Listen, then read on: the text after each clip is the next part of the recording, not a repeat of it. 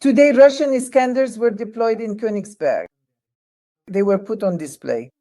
This is on the highway near Poland. Of course, Königsberg is Kaliningrad. In case anyone doesn't know, Russian Iskanders in the Kaliningrad region, near the Polish border, have come out into the open, meaning they've been positioned on the roads. Well, as a show of intimidation, of course. An act of intimidation is taking place. We talked with you about the Kaliningrad region, and I have a forecast for the Kaliningrad region. Look, in fact, I've made a forecast for the Kaliningrad region 3 times over the past year and a half.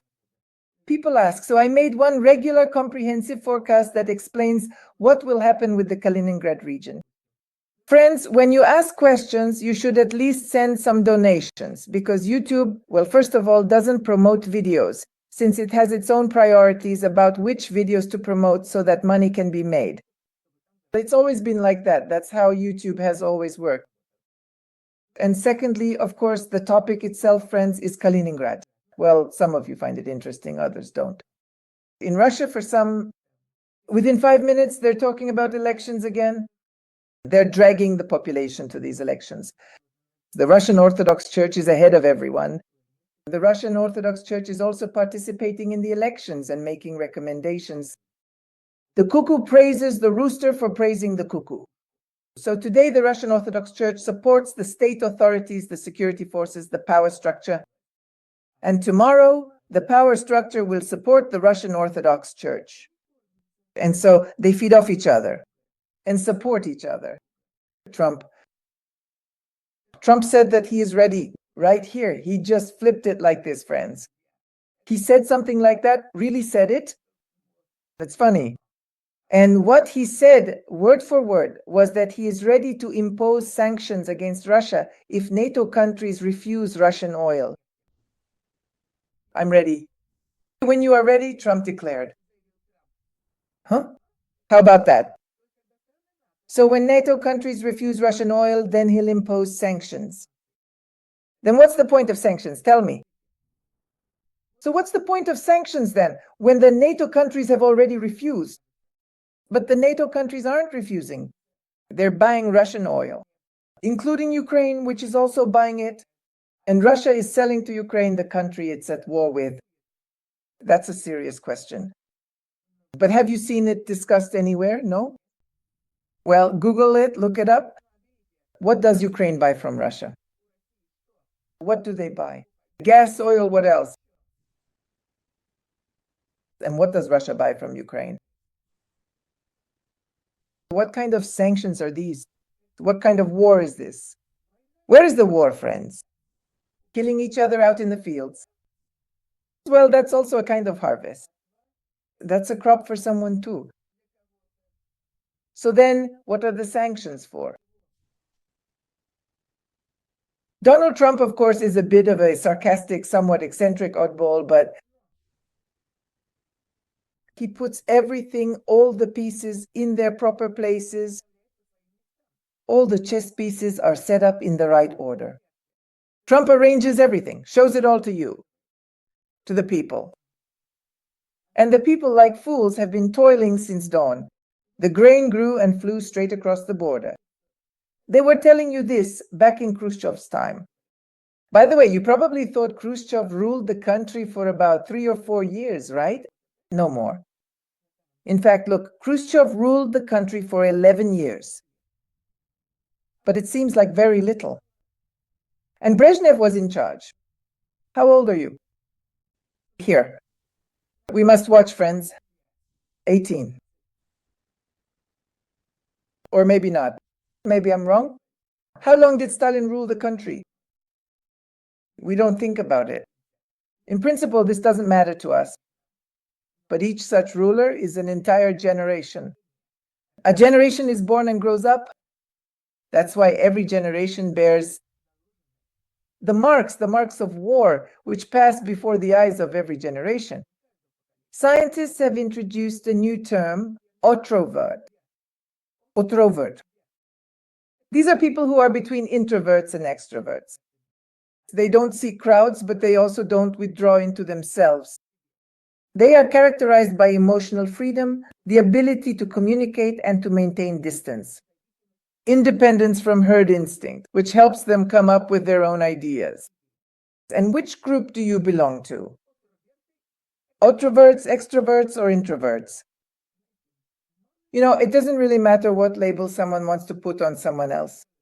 I think it doesn't matter at all. Argentina is shutting down birth tourism for Russian women. Voila! Did you know that? After all, there are sanctions everywhere. Argentina is only now shutting down birth tourism for Russian women.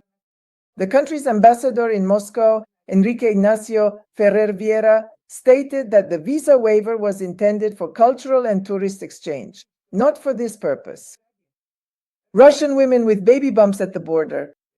Now it's no longer possible to obtain citizenship immediately after a child is born there. For many Russian women, Argentina was a convenient place to give birth abroad.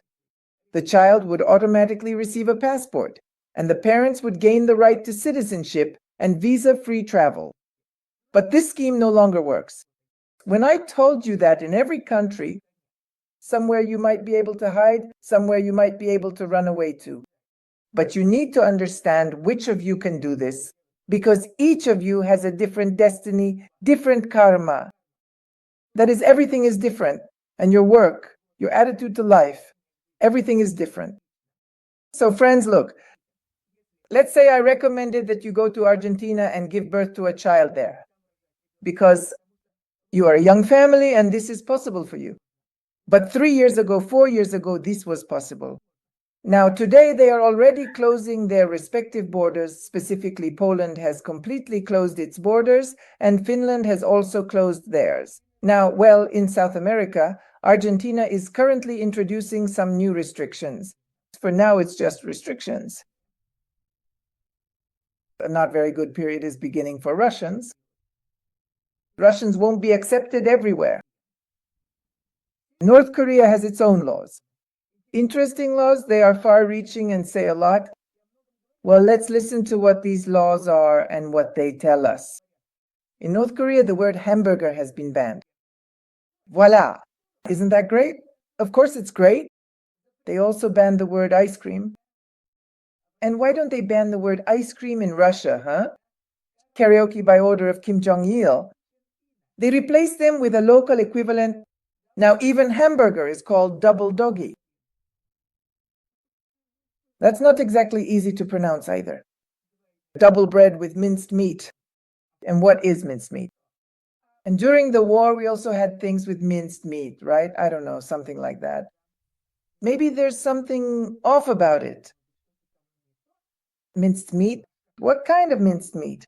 Ice cream Eskimo karaoke. That is ice cream Eskimo. That's how it sounds.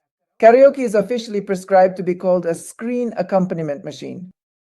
Guides in Wonsan were instructed to use only the new terms. Of course, friends, new words are coming in. They are coming in, new understandings, new words. 4 days. If you spend them eating chips and fast food, that's enough for your memory to start failing you. I guess all the old men and women must be living on fast food, as far as I can tell, because a lot of them are losing their memory.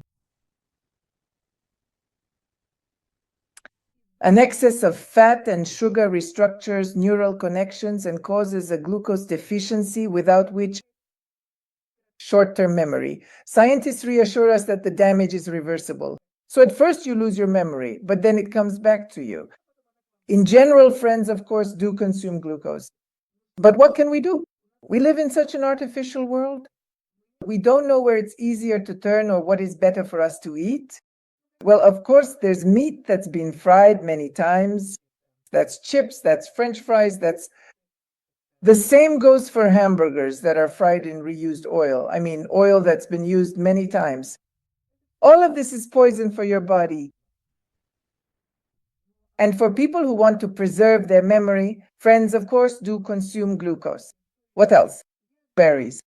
If you have the opportunity, and if the berries aren't artificial, I don't even know what else you can consume. There are many things you can consume. Just do everything in moderation. And also consume fats, water, and juices. All of this is for your memory. But the best thing is to think. Just sit down and think. At one time, I used to see elderly people on trolleys and buses, but that was a while ago. No, not anymore. That was about 20 years ago, what I saw. 30. They would sit down and play with every newspaper. There were some games for the memory of elderly people, like recalling a word. Which word goes where? Well, that's just nonsense. But still, it worked for the elderly. They did that instead of reading normal books. But then again, what are normal books? All books are lies.